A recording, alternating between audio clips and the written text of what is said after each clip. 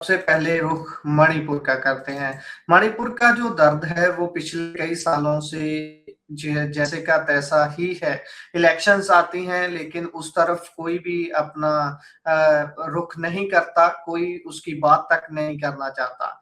2023 में जो हिंसा की शिकार गैंगरेप पीड़िता थी, उसने दम तोड़ दिया है। उसकी वीडियो का जो एक जनाजा पूरा समाज का ही निकला था, मर्द समाज का निकला था उस दिन, जिस दिन वो वीडियो वायरल हुई थी। क्या ये वही औरत है? अगर वही है तो कैसे इसको हम सहन करेंगे, कैसे इसको आप बयान करेंगे कि ये जो तस्वीर है जो समाज ने देखी उस दिन से लेकर आज तक की, इसको कैसे आप एलैबोरेट करते हैं? जी, बिल्कुल, ये वही 20 साल की कुकी युवती है जिसको साल 2023 में अगवा करके गैंग रेप का शिकार बनाया गया था और जिसको घुमाया गया था, निर्वस्त्र करके घुमाया गया था। उनकी मौत हो गई है, लंबी बीमारी के कारण उन्होंने दम तोड़ दिया है। और कुकी संगठनों का कहना है कि जो वह हादसा हुआ था उससे वह कभी नहीं उबर पाई। उस हादसे के बाद लगातार वह बीमार रहती थी। वह अपने माता-पिता और 3 भाई-बहनों के साथ रहती थी। इसके अलावा एक आदिवासी संगठन और लेफ्ट पार्टियों ने भी ये बात कही है कि उसकी मौत इस बात का एक और दर्दनाक सबूत है कि कुकी लोग जो वहाँ के जो मूल निवासी लोग हैं, वहाँ के जो असली निवासी हैं, उन लोगों को बेरहमी से निशाना निशाना बनाया गया है। संगठन ने साफ कर दिया है कि उनके पास अपनी सुरक्षा और सम्मान अस्तित्व के लिए अलग प्रशासन की माँग करने के अलावा कोई चारा नहीं है। यानी कि इस सारे मामले में यही है कि कुकी और मैतेई दोनों समुदायों के बीच में खाइयाँ इतनी गहरी हो चुकी हैं कि जो जी। वहाँ के मूल निवासी हैं, कुकी समुदाय हैं, वो कह रहे हैं कि हमारे लिए अलग से प्रशासन हो, अलग से सारा प्रबंधन हो, हमें इनसे कोई वास्ता ही नहीं रखना है। और आज मैं देख रहा था कि दिल्ली तक इस मामले की गूंज पहुँची है। दिल्ली के अंदर भी जो कुकी महिलाएँ हैं, वो भी इकट्ठा हुई थी। उन्होंने भी इस बात को लेकर प्रदर्शन किया और ये जो खौफनाक कहानी थी, 21 मई 2023 की है। और बहुत कहें कि बहुत भयावह घटना थी। अभी तक इस वायलेंस में हमें पता है कि 260 लोगों से ज़्यादा लोग मारे जा चुके हैं। ये सरकारी आंकड़ा है। अभी तक जी। असल में वहाँ पर गिनती किसी ह्यूमन राइट्स संगठन ने की नहीं है कि कितनी है, लेकिन सरकार कह रही है कि 260 से ज़्यादा लोग मारे जा चुके हैं और 2025 से ही वहाँ पर राष्ट्रपति शासन लगा हुआ है। जी, इससे आगे बढ़ें तो देश में नौकरियों का भी सूखा जो नज़र आ रहा है वो बड़ी चिंता का विषय है। हर साल हज़ारों लोग पास आउट होते हैं, बच्चे इस आस से बाहर निकलते हैं यूनिवर्सिटी कॉलेजेस से कि अब उनको कोई अच्छी नौकरी मिलेगी, वो अपने माँ-बाप का सहारा बनेंगे, अपने देश के लिए सर्व करेंगे। लेकिन जानकारी आ रही है कि देश की 5 बड़ी आईटी कंपनियों ने 9 महीनों में दी हैं सिर्फ और सिर्फ 17 नई नौकरियां। देखिए, आप सोच कर चलिए कि आज के समय में जो आईटी बूम जिसको कहा जा रहा था कि आईटी का बूम है, आईटी सेक्टर बहुत ज़्यादा इंडिया में बूम कर रहा है। उसकी हकीकत ये है कि पिछले 9 महीने के अंदर जो टॉप 5 इंडिया की जो आईटी कंपनियाँ उन्होंने सिर्फ 17 नौकरी दी हैं, जो पिछले डेटा के मुकाबले 18 अगर पिछले साल बात करें तो 18,000 नौकरियाँ दी गई थी। तो उसके मुकाबले आप देखेंगे अब की बार सिर्फ 17 नौकरी दी गई। तो ये काफ़ी मतलब बहुत बड़ी गिरावट है, 1% भी नहीं रहा। 1% भी 18 बनता है, लेकिन सिर्फ 17 बने हैं। तो 1% से भी कम जो है इस बार नौकरियाँ देखने को मिली हैं। और बहुत अपन कहें कि 99% जो नौकरियां हैं वो उनमें घाटा देखने को मिला है। 99 100% कहेंगे बल्कि। और इसको लेकर काफी बातचीत हो रही है कि जो भारत है उसमें जो ट्रांसनेशनल कंपनियां, मल्टीनेशनल कंपनियां हैं, वो भी अब अपने हाथ पैर खींच रही हैं। पहले बेंगलोर को यहाँ तक कि मोहाली को और गुड़गांव को, नोएडा को आईटी सिटी बनाकर दिखाया जा रहा था, उसकी सच्चाई सामने है। अभी भी मोहाली में तो अभी भी इन्वेस्टमेंट्स जारी हैं। पंजाब के लोगों को पूरा ऐसे ये कह के मोहाली के जो नए-नए सेक्टरों में बेचे जा रहे हैं कि यहाँ तो आईटी इंडस्ट्री बहुत भारी मात्रा में बूम करेगी और पता नहीं क्या होगा। और लोग बहुत जी। महँगे-महँगे 2-3-3 करोड़ के प्लाट भी खरीद रहे हैं। तो ख़ैर ये हालत है अभी। जो आईटी बूम है वो तो मुझे दिख नहीं रहा।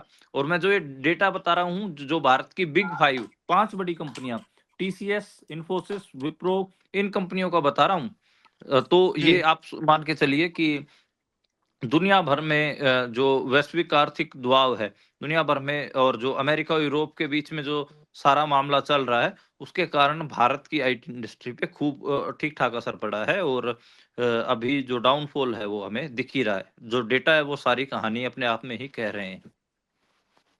जी, बिल्कुल। और इससे आगे अगर हम बढ़ें तो बात करते हैं अगली खबर की। उधर माघ मेले में पुलिस और शंकराचार्य आमने-सामने जो हुए थे, उसमें अभी क्या अपडेट है? देखिए अभी भी जो शंकराचार्य हैं उनका आंदोलन चल ही रहा है। जी, जो माघ मेले में शंकराचार्य बनाम योगी सरकार जो पूरा मुद्दा बना हुआ है उसमें आज मैं देख रहा था कि शंकराचार्य से जो वहाँ के जी, बड़े नेता हैं अखिलेश यादव उत्तर प्रदेश के जो पूर्व मुख्यमंत्री भी हैं अखिलेश यादव उत्तर प्रदेश के, उन्होंने उनसे फोन पर जी, बात की है और योगी सरकार ने ये कहना शुरू कर दिया है कि जो ये शंकराचार्य हैं इनके पास शंकराचार्य का जो टाइटल है वो विवादित है। इस किस्म की रिपोर्टें उन्होंने उनके ऊपर कीचड़ उछालना शुरू कर दिया है। जी, शंकराचार्य अभी भी तकरीबन अपने 1000 शिष्यों के साथ वहाँ संगम पे रुके हुए हैं और पुलिस के बीच में काफ़ी पुलिस और उनके बीच में काफ़ी नोक-झोंक हो रही है। शंकराचार्य तो सीधा आरोप लगा रहे हैं कि ये संतों का अपमान कर रहे हैं, उनके शिष्यों के साथ उन्होंने मारपीट की है पुलिस ने, बल का जी, प्रयोग किया है, भगवा कपड़ों पर खून के दाग हैं, पुलिस की लाठी के दाग हैं। ये लगातार जो शंकराचार्य हैं वो कह रहे हैं और वो लगातार अनशन पर बैठे तो हुए ही हैं।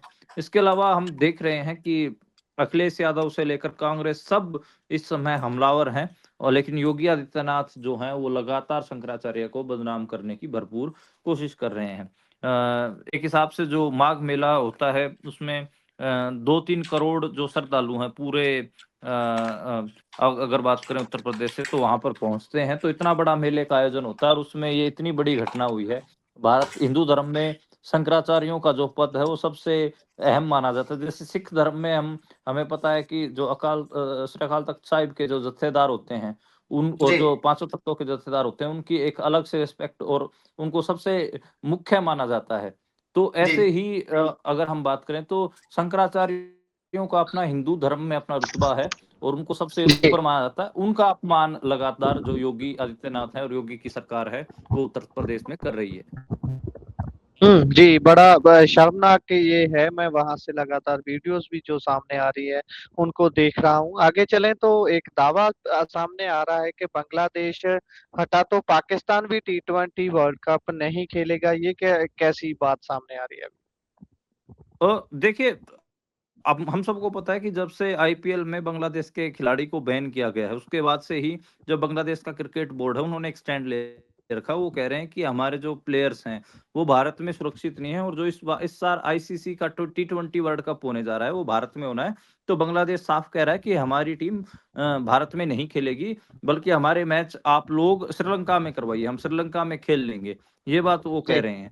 लेकिन जो आईसीसी है, यानी कि इंटरनेशनल क्रिकेट कंट्रोल बोर्ड जो बोर्ड है वो लगातार उसके हमको पता है कि आजकल अमित शाह के बेटे जो हैं जय शाह वो उसके मुखी बने हुए हैं। वो लगातार धमकी दे रहे हैं कि हम आपको क्रिकेट खेलने से बैन ही कर देंगे। अब इस मामले में देखने को मिल रहा है कि जो पीसीबी है पाकिस्तान क्रिकेट बोर्ड है वो कहीं ना कहीं बीसीबी बांग्लादेश क्रिकेट बोर्ड के समर्थन में आया है। बीसीबी ने कहा है कि जो टूर्नामेंट हो रहे हैं भारत में उसमें हम भी भारत में नहीं खेलेंगे क्योंकि हम सबको पता है कि इससे पहले पाकिस्तान में जो जो एशिया कप करवाया गया था तो एशिया कप में भारत ने पाकिस्तान के अंदर खेलने से मना कर दिया था और जो मैच थे वो दुबई में करवाए गए थे। भारत और पाकिस्तान के मैच हम सबको पता है कि दुबई में हुए थे। तो ऐसे ही अब मेरे को लग रहा है कि पाकिस्तान भी अब बदला लेना चाह रहा है और पाकिस्तान ने बांग्लादेश का साथ दिया। वैसे मैं कई बार कह चुका हूँ साउथ एशिया बहुत छोटा सा है और इसमें जिस हिसाब से आपस में ये जो नफरत के बीज बोए जा रहे हैं ये बहुत गलत है। जी, और आप एक हिसाब से जो 50% क्रिकेट है वो साउथ एशिया के अंदर ही है और साउथ एशिया में ही आप इस स्थिति में आ गए हैं कि बांग्लादेश के खिलाड़ियों को आप भारत में नहीं खेलने दे रहे हैं। पहले पाकिस्तान के खिलाड़ियों को आईपीएल में बैन किया गया था। फिर आप जब पाकिस्तान में मैच हो रहे थे, एशिया कप हो रहा था, तो आपने मना कर दिया कि हम एशिया कप नहीं खेलेंगे और दुबई में आपके मैच हुए। और अब आपने आईपीएल से बांग्लादेश के खिलाड़ियों को बैन कर दिया।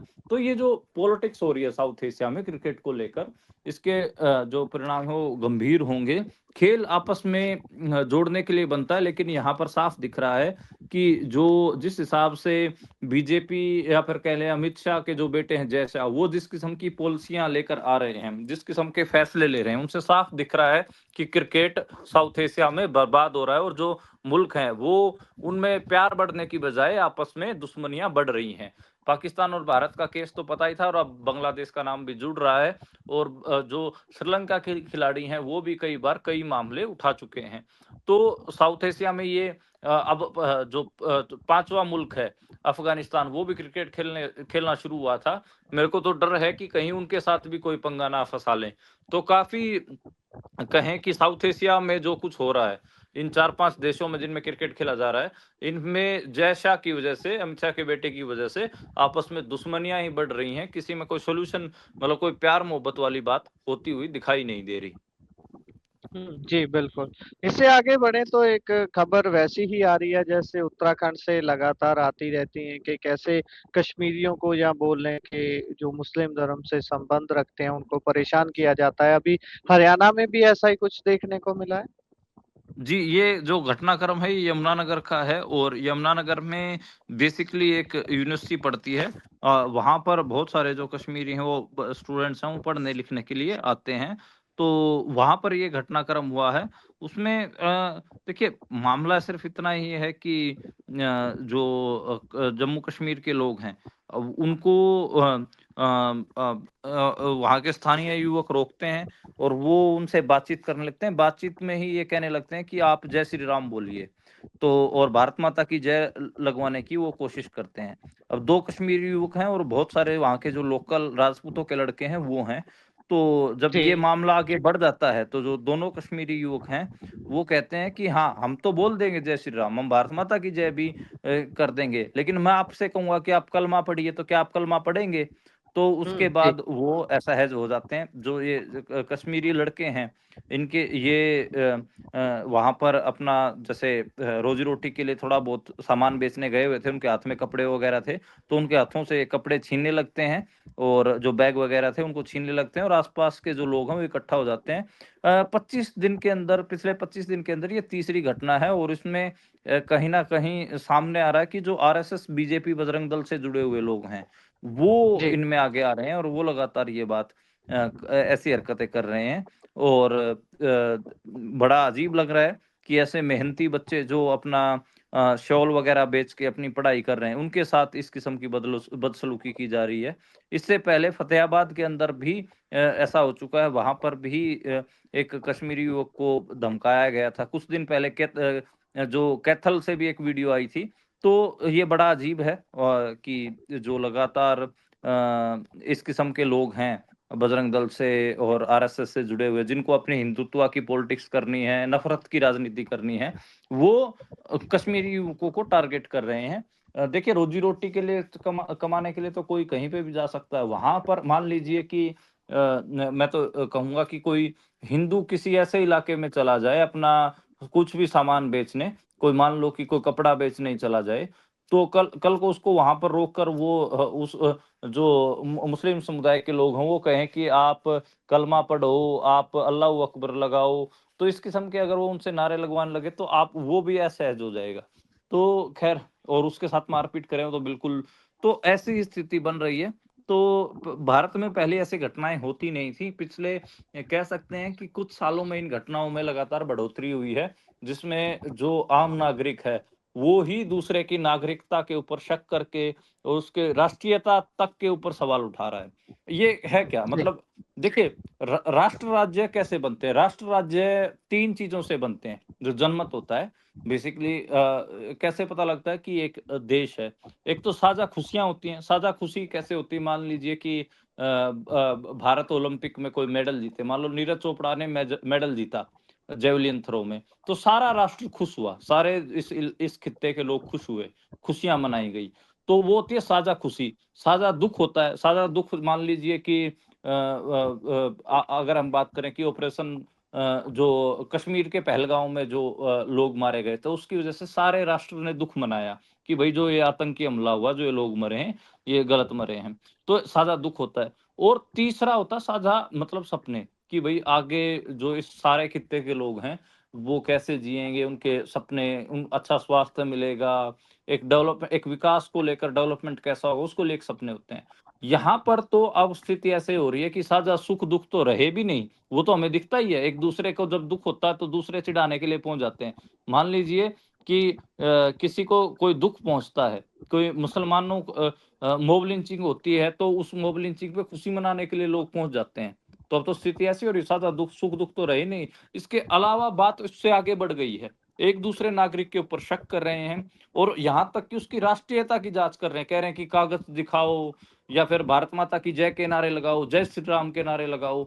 जो अभी बंगाली मज़दूरों के साथ जो हो रहा है कि वहाँ पर कह रहे हैं कि नहीं-नहीं ये तो अवैध घुसपैठी हैं, बांग्लादेश से आए हुए हैं, बंगाल के नहीं हैं। उनकी नागरिकता तक जाँच करने के लिए लोग जा रहे हैं। तो ये सब दिखा रहा है कि जो अविश्वास है, नागरिक का दूसरे नागरिक के ऊपर अविश्वास लगातार बढ़ रहा है, जो कि काफ़ी खतरनाक है और पिछले 25 दिनों में तीसरी घटना है। तो अपने आप में ही ये दिखा रहा है कि ये ट्रेंड ऐसे नहीं है कि किसी ने गलती से एक आध कुछ कर दिया हो, कोई शरारती तत्व ने कर दिया हो। ये प्रॉपर एजेंडा लेके किया जा रहा है और तीनों जी घटनाओं में जो लोग मिले हैं, वो तीनों घटनाओं में लोग बजरंग दल या उससे जुड़े हुए हैं। जी। और इससे आगे अगर हम बढ़े तो उधर कुमायूं में सूखे की मार है और पर्वतों में पर्वतीय जिले हैं जो हैं उसमें स्थिति और भी गंभीर है। देखिए, हिमालयाज़ में लगातार सूखा पड़ रहा है। 100 दिन हो चुके हैं, अभी तक वेस्टर्न डिस्टर्बेंस से या अपन कह लें कि किसी किस्म की बारिश नहीं हुई है लगातार। ये तो अभी तो एक्सपेक्टेशन होती है, ये जनवरी के महीने में तो एक्सपेक्टेशन होती है कि बारिश भी होगी और बर्फबारी भी होगी हिमालय में, लेकिन ऐसा कुछ हो नहीं रहा है। अगर जी मतलब हिमालय की खेती-बाड़ी की बात करें तो फसलों को नुकसान तो हो ही रहा है, उसमें जो सेबों की फल पट्टी होती है उसको भी नुकसान हो रहा है। इसके अलावा जो रबी की छोटी-मोटी और भी फसलें उगाई जाती हैं, गेहूँ, जो चना पहाड़ों में, जितना भी मटर, मसूर, तिलहन वगैरह, उनको भी नुकसान तो हो ही रहा है।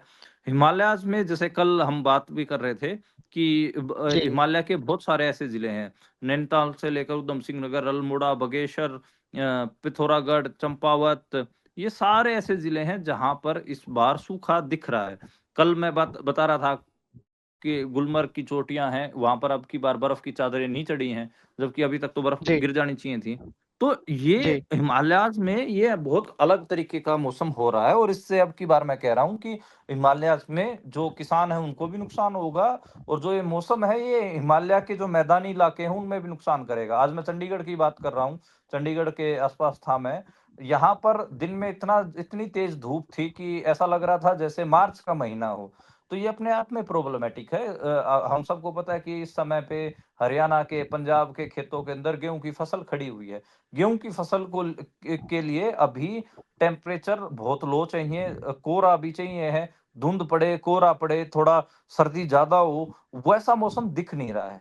इतनी धूप अगर रहेगी तो जो गेहूँ की फसल का पकान है, सूरज इतना ज़्यादा दिखेगा तो थोड़ा जल्दी शुरू हो जाएगा। यानी कि अपन कहें कि जो 75% ग्रोथ के ऊपर ही जो गेहूँ हो बाली फेंक देगा। मतलब जो पौधा होता है उसको जो सवा फुट की हाइट लेनी होती है वो सवा फुट की हाइट लेगा नहीं गेहूँ का पौधा। वो जी मेरे को लग रहा है कि अब की बार आधा फुट के ऊपर ही बाढ़ फेंक देगा। अगर ऐसे ही 10-5 दिन और धूप निकाल दी तो गेहूँ की फसल को काफ़ी नुकसान इस बार होने जा रहा है। जी जी।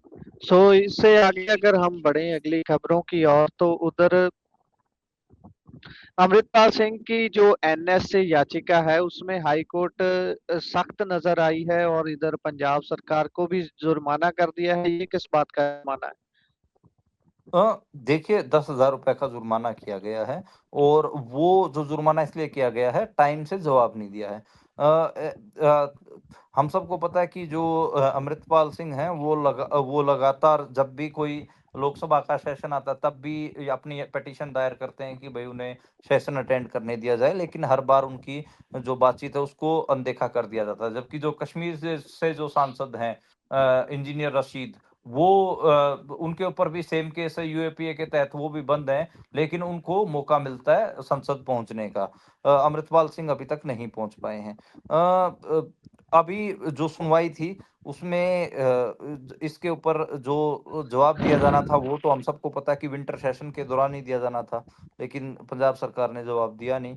अब इसी को लेकर 10,000 रुपए का जुर्माना लगाया गया है। अगली सुनवाई 2 फरवरी को होनी है, तो उसपे देखते हैं कि जो पंजाब सरकार है वो क्या जवाब दाखिल करती है। और जो अब की बार दिखे जो संजीव बेरी जो मुख्य न्यायाधीश हैं, वो मुख्य न्यायाधीश और जो जस्टिस संजीव बेरी हैं, दोनों ही वो सख्त आज दिखाई दिए हैं। 10,000 रुपए का जुर्माना पंजाब सरकार के ऊपर लगाया है। देखते हैं कि अगले 2 फरवरी को जो सुनवाई होने जा रही है उसपे पंजाब सरकार क्या जवाब दाखिल करती है।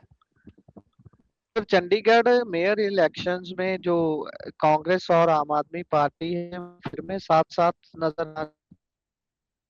अब की बार देखिए बड़ा अजीब है, कुछ दिन पहले ये खबर आई थी कि आम आदमी पार्टी और जो कांग्रेस है उन्होंने अलायंस तोड़ दिया है, लेकिन अब दोनों एक मंच पे इकट्ठा दिखाई दिए हैं और दावा कर रहे हैं कि हमारे लोगों का समझौता हो गया है। जो मेयर का पद है वो आम आदमी पार्टी के लिए छोड़ दिया गया है और जो सीनियर डिप्टी मेयर और डिप्टी मेयर का पद कांग्रेस के लिए सुरक्षित रखा गया है।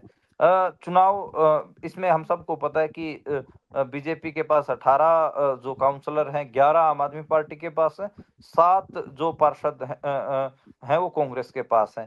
तो नंबर देखेंगे तो दोनों के 18 ही बन रहे हैं।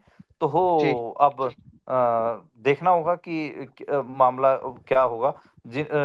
पार्टी का अगर मेयर बनाना है, डिप्टी मेयर बनाना है तो 19 वोट चाहिए होगी, 19 हो नहीं रही हैं।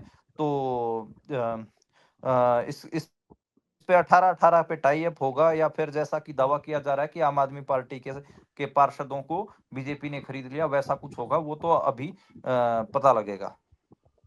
जी देखेंगे देखेंगे बनता क्या है। और बीजेपी ने जो ऑफर रखा था चन्नी के आगे जब ये चन्नी का विवाद हुआ है तो जो उन्होंने शब्द यूज किए थे खास तौर पर जिससे कांग्रेस के अंदर भी बवाल उठा था, अभी उस पर चन्नी का क्या रिएक्शन है?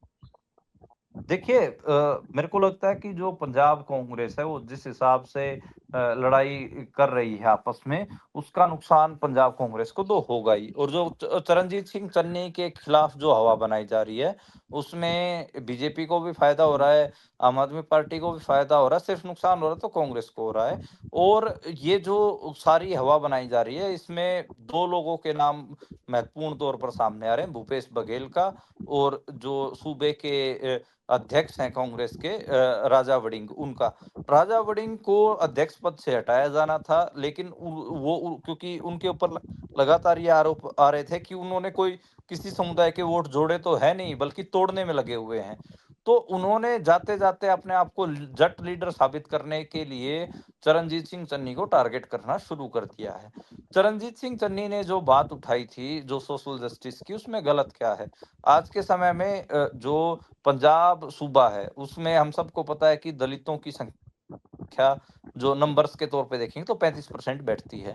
तो और इसके जी अलावा भी और दूसरे समुदाय हैं, ओबीसी समुदाय भी हैं, लेकिन पंजाब कांग्रेस के जितने भी अहम ओहदे हैं उसमें चाहे प्रदेश अध्यक्ष का हो या फिर लीडर ऑफ अपोजिशन का हो, महिला प्रदेश अध्यक्ष हों या फिर जनरल सेक्रेटरी हों, सबके ऊपर तो आप देखेंगे तो सारे पदों के ऊपर अपर कास्ट तैनात हैं और जो दलित और ओबीसीज को कहीं पे भी जगह नहीं दी गई। तो चन्नी की उस लिहाज से जो बात थी वो वाजिब थी, लेकिन उसको राजा वड़िंग ने बड़े गलत तरीके से तोड़-मरोड़ के आगे लोगों के रखा है, ताकि कांग्रेस की हवा निकल जाए। अगर मतलब कांग्रेस ऐसे ही करती रहेगी एक-दूसरे के ऊपर मतलब अगर कहें कि ऐसे ही हथियार उठाती रहेगी तो होगा ये कि आखिरी में साल 2012 में जो हुआ था कैप्टन अमरिंदर के साथ, वैसा ही जी अब की बार कांग्रेस के साथ दोबारा हो जाएगा।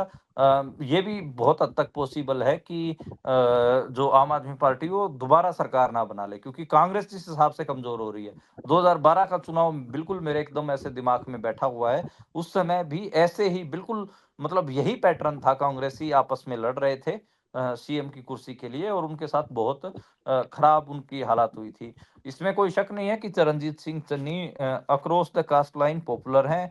पंजाब में उन्होंने जो नरेंद्र मोदी को जब किसानों ने रोका था, उस समय किसानों के हक में जो स्टैंड लिया था, उससे जो पंजाब की किसानी है, उसमें भी वो काफ़ी पॉपुलर हुए थे और नो डाउट पॉपुलर लीडर तो हैं ही वो। और उनके पास वैसे देखिए, राजा वड़िंग जिस किस्म की मूर्खता है वो करता रहे, राजा वड़िंग को ये बात समझ में नहीं आ रही है कि चरणजीत सिंह चन्नी को एज़ ए सिख भी लोग बहुत पसंद करते हैं, क्योंकि वो पंथक इश्यूज़ के ऊपर जो पंथ बनते हुए जो पॉलिटिकल सिख जो स्टैंड है वो लेते हैं।